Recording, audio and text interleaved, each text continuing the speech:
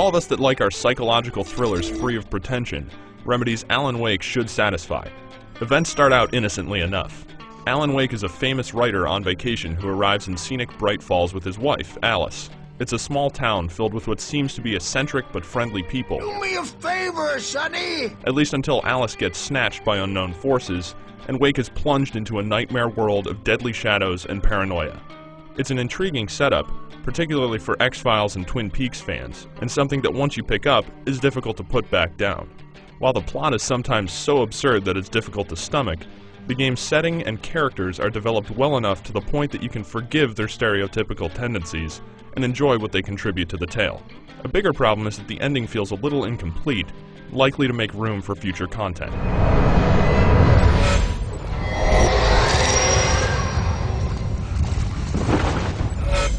The graphics in Alan Wake play a big part in establishing the tone, reinforcing the notion that you're trapped in insane isolation. Mists surge with unsettling speed across forest floors, and all the locations in the game are packed with lots of small details. Your flashlight plays an important role in this. Not only are the lighting effects beautiful to look at, but light is a vital tool of combat.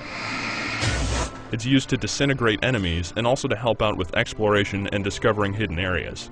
Set against the inky blackness of the forests and haunted valleys around Bright Falls, it can be particularly effective at generating tension and evoking a sense of dread as you step into the light to escape the dangers beyond the shadows.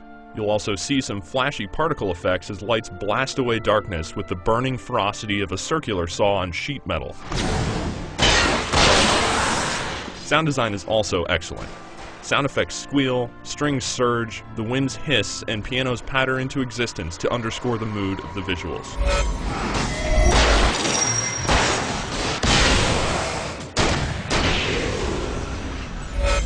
Remedy made Max Payne and gave us bullet time, so there's no doubt the studio knows how to make a stellar action game.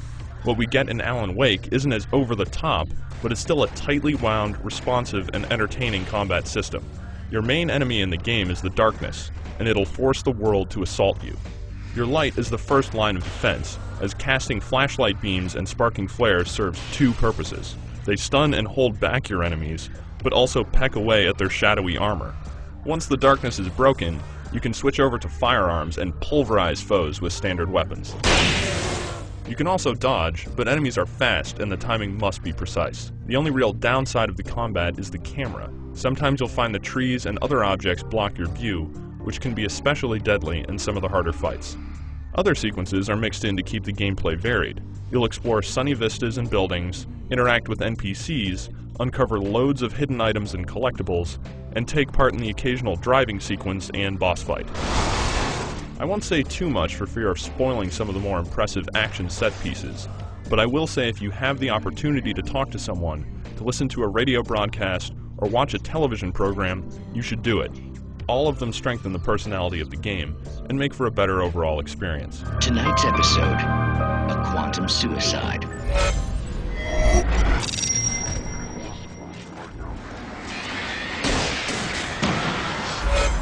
It isn't a particularly long game, and its episodic format leaves something to be desired at the alleged conclusion. But that's no reason to pass on Alan Wake. It's a moody run through the paranormal and paranoid, a video game that feels like a short story that's presented like a television show.